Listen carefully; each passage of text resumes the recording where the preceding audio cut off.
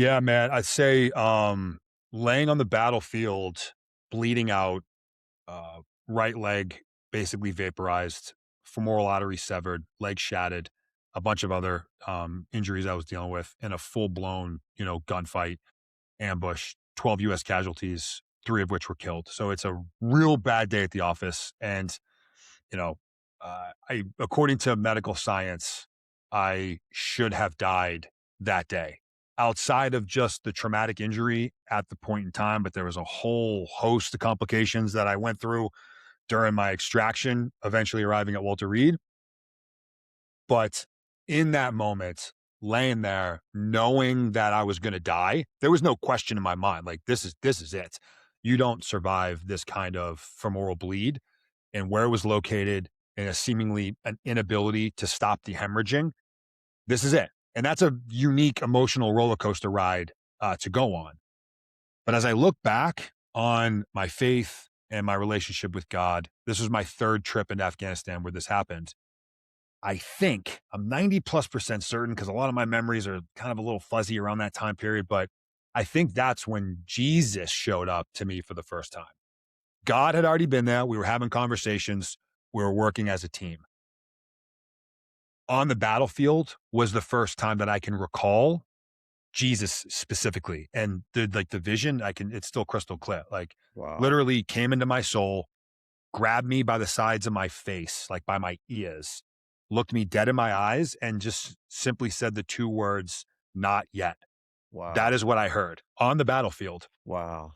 And the translation to that for me is like, nah, dude, like now ain't it, because you got some things that you need to do. In fact, I have some things that I need you to do.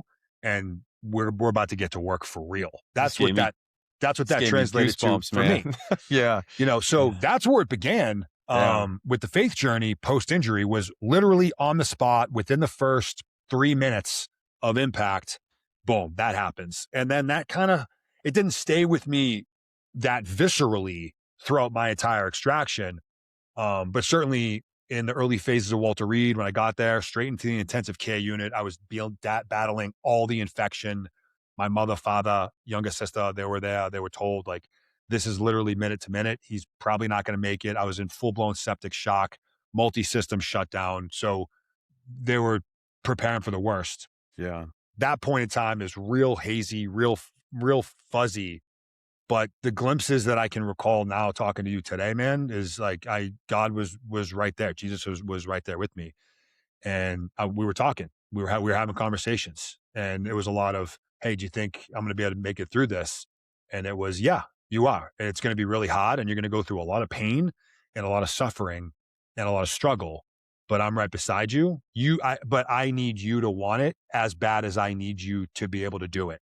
And so it was a team effort, and that stayed with me not only throughout my entire time at Walter Reed, but also once I got into recovery, prosthetic, living life upright, all the failures and frustrations and setbacks. Like, I was already relatively driven, dedicated, capable, Green Beret, doing things, and that's great, and strong and fast and MMA. Okay, got it. Like, check all those boxes.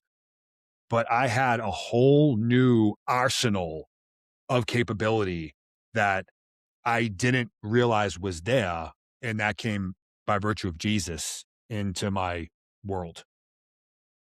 That is so powerful, man. That is so powerful. And I think that's a testimony itself that just needs to be shared to show the power of Christ. And, he obviously is working through you and had a lot more in store for you. And I like how you put it when you said, you're going to have to go through this. You're going to have to go through this pain and go through this suffering, but I'm not done with you yet, but you got to want it. That's incredible.